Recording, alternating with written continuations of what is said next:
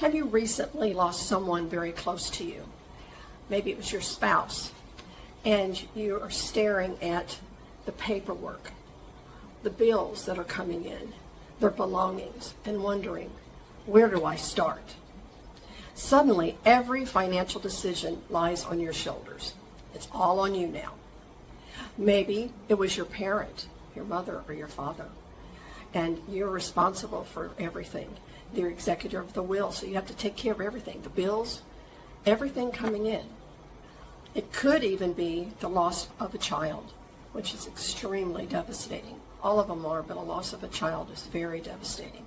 And you still have responsibilities that you have to take care of. Loss doesn't just leave an emotional feeling. It also leaves a mountain full of responsibilities that you have to take care of. And it's overwhelming. You want to grieve at your own pace, but you have all of this paperwork that needs to be taken care of. When your heart is so full of grief and you don't feel like doing anything but grieving, there's paperwork that has to be taken care of, and you can't ignore it. Today's episode is about how to move forward with your grief and those financial decisions. If you're there, this is for you. Or if you know someone like that, it's for them also. Whether you've lost a spouse, a loved one like mother or father, or a child, you still are going through that grieving, but you have all of this financial responsibility that's so important that you can't ignore. So take a breath. We're going to talk about taking one step at a time. But you can't ignore the financial responsibilities that are on your shoulders. Life doesn't always go as planned, does it? Maybe you're facing a job loss, navigating a divorce, caring for a loved one, or grieving the loss of someone close to you. These moments can feel overwhelming, leaving you wondering, what now? Welcome to Thriving Through Transitions. In this broadcast series, you'll find hope, guidance, and practical advice to help you move forward one step at a time. Each week, Vicki Jern, a compassionate financial advocate, brings you thoughtful insights and actionable strategies to tackle life's challenges head on. From managing financial hurdles to finding balance and building resilience, she's here to help you survive and thrive. So, whether you're amidst a major change or preparing for what's ahead, join us each week to learn from someone who understands and who truly cares. Don't forget to subscribe and follow so you're always ready for whatever life brings your way. Be financially prepared for today and the uncertainties of tomorrow. Welcome to Thriving Through Transitions. I'm Vicki Jern, a financial advocate, and I'm so happy you're joining me today. This is part of our heartfelt series entitled Grief and Finances, Finding Healing and Hope and Moving Forward. We're going to be talking about navigating your new normal. When someone we love passes, besides the grieving, if you're executor of the will or a spouse or a child, you have other financial obligations. And a lot of times it's not planned, and it's hard to step forward, not knowing what to do, but the grief is so overwhelming. You may be carrying both burdens at once, and a lot of people do that. So we're going to talk about that.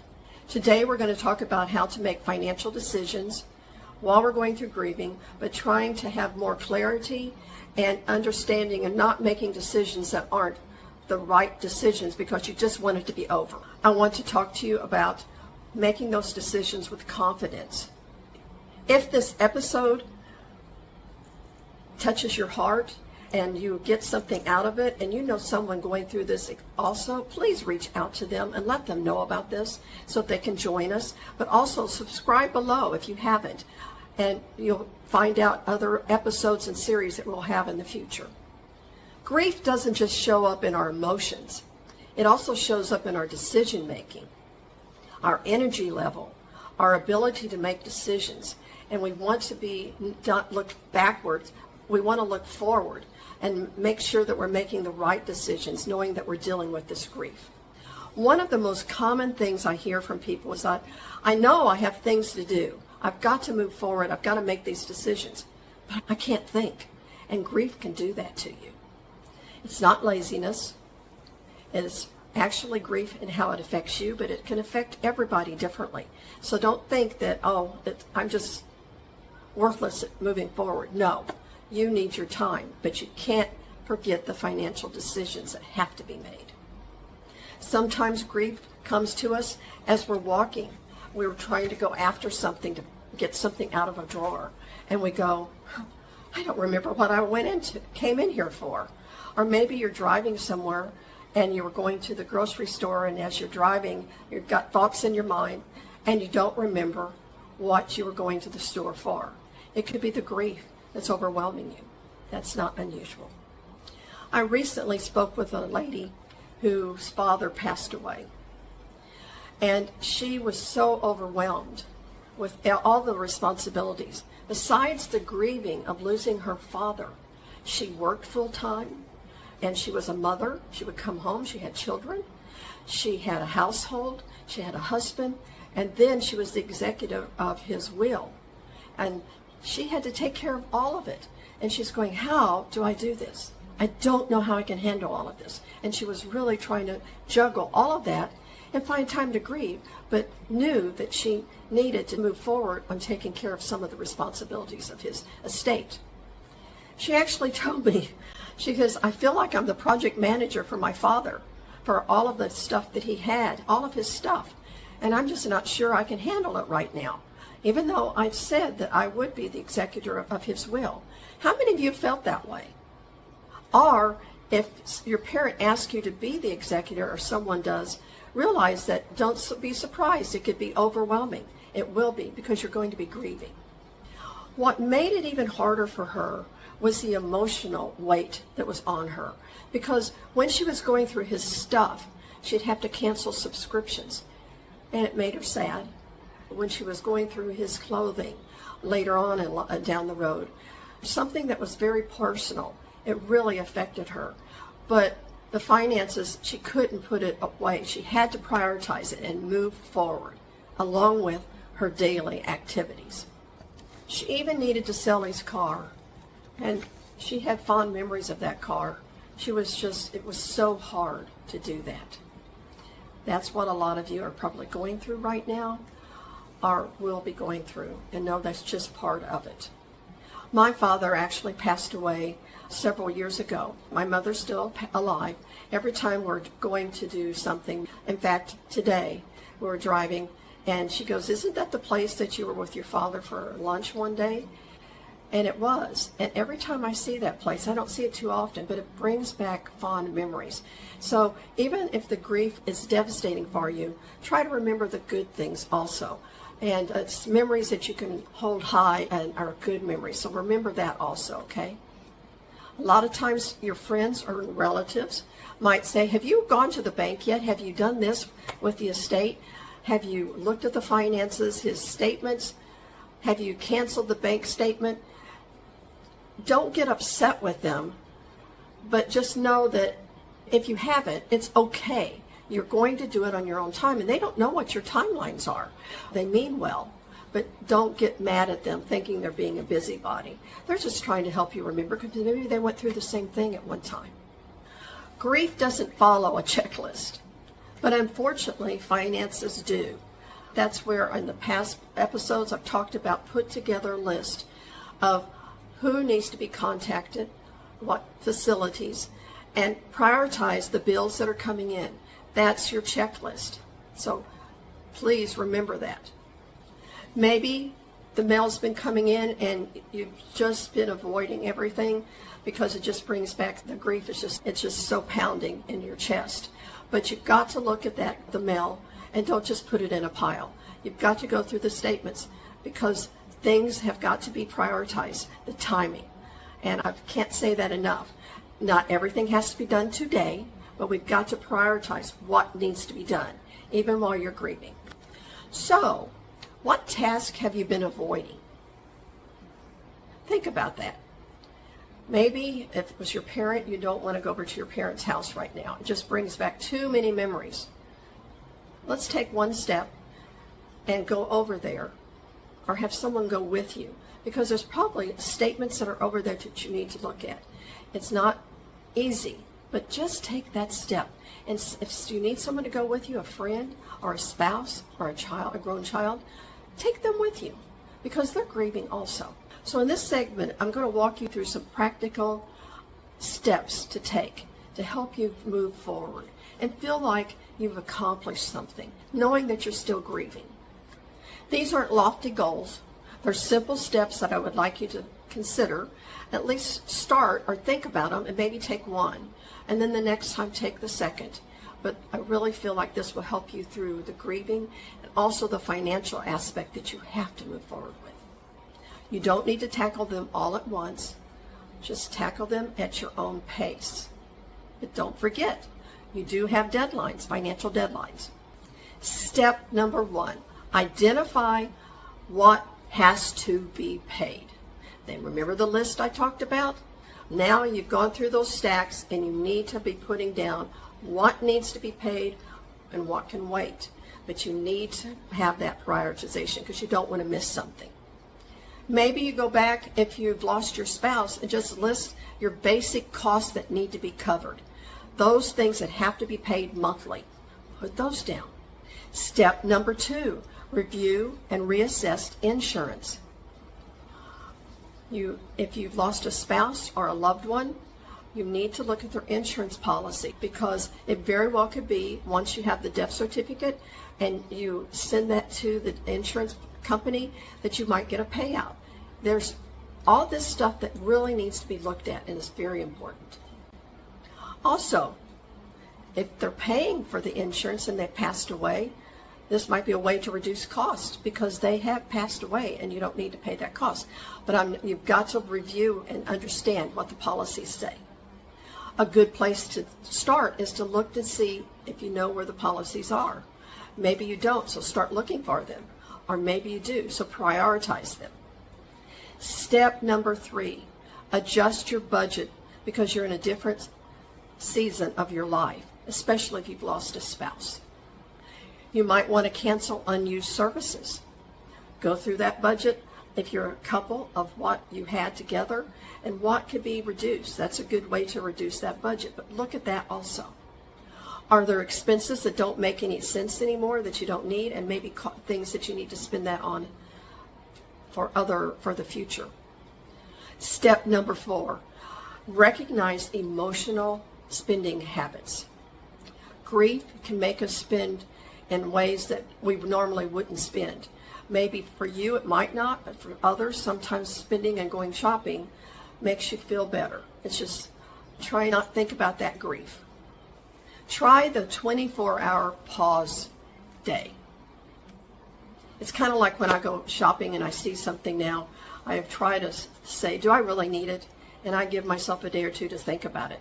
That's what I'm saying to do too. Give yourself 24 hours and say, is this important? Do I need it? Or am I doing this just to get through my grief? And it's more grief shopping. Really think about that. In fact, what have you bought recently that might be grief shopping? For some of you, you might go, nothing. But for some of you, it very well could be that you are grief shopping. So just think about it. Am I doing that? Step number 5, evaluate your living situation. Unless absolutely necessary, avoid making housing decisions like moving right away. Because right now you're going through grieving. And if you move right away, you could very well be doing the wrong thing, because you need to look at your plan and figure out what you're going to do for the future. So don't make any rash decisions about housing situation. I've always heard that a good rule of thumb is to wait 12 months, 9 to 12 months, so you've gotten through and you can see where your expenses are and your plan for the future. That's just a good rule of thumb. You actually, if your home is too big, you might just close off some of the areas. That's a good idea. Then maybe you don't have some of the expenses for air conditioning, or if it's the upstairs and you have a different unit. In fact, start imagining your future and how you want to see it in the future. Do you see yourself staying there? But don't make these rash decisions now. Imagine where you see yourself in a year, 5 years, 10 years. I know it's hard because you're going through grieving, but as time passes, think about this. You don't have to act on 5 of these this week. Just move on 1 and then take the next step on 2 and 3. And you can always come back and listen to this episode if you don't remember those steps, because I'm going through this pretty quickly. So let's pause and reframe or re-look at how you see this at this time of your life and what's going on. Financial recovery after losing someone isn't just about the numbers. It's also about your grief. But you can't forget the financial aspect of things. It's about moving at your own pace, giving yourself permission to move at your own pace. There are a few reminders I'd like to talk to you about as you go through this season of your life, and things will change as time passes. 1 is your plan can and most likely will change. Grief changes. Right now you're going through a lot of grief, and I don't know how long it's going to last for you. Some people, it lasts for a long time, some get through it. But also your finances can change. Things change. One of my close friends, when her husband passed away, she actually lost her husband and her son in the same year, her grown son. It was devastating. She's one of the strongest people I know, and she made it through it, but it took a long time. And this was about 10 years ago. And it took her, in her seasons of life, about 4 or 5 years. And then down the road, she wanted some companionship. Not to necessarily get married, but just to go on a date or have someone to do stuff with. Those are the transitions I'm talking about in the seasons of your life. And right now you might say, Vicki, why are you even talking about that? I just lost someone very close to me. And I'm talking specifically about a spouse. But also she lost a grown son. So there was a lot of grief there. Time changes things. You don't forget them, but your heart, the grief is there and the memories are still inside you, but you have to move forward. You don't have to do this alone. In fact, asking for help is strength. It's not a weakness. So don't feel like you can't ask for help. A trusted professional like myself, or a lawyer, or a CPA, if you're having issues or having problems trying to figure out where to go with the finances, reach out to one of us. We'd love to help you. And also, I want you to celebrate what you've done. The small wins are very important. Don't think you have to do it all at one time. If you've done something and accomplished something for yourself, don't just check it off, but be proud of what you've done, because that takes a lot when you're going through grief. It takes a whole lot. What you're actually doing is you're rebuilding your life. And moving forward is you just take one step at a time as you're rebuilding. I want to discuss 3 questions that a lot of people come to me and ask me when they're going through the season of their life. Question number 1, what if I make a financial mistake? That could happen. But that's what I've mentioned earlier, is that you don't want to make any decisions rashly. And that can happen, but please make sure that you're not trying to just take care of those bills and move forward just to get there.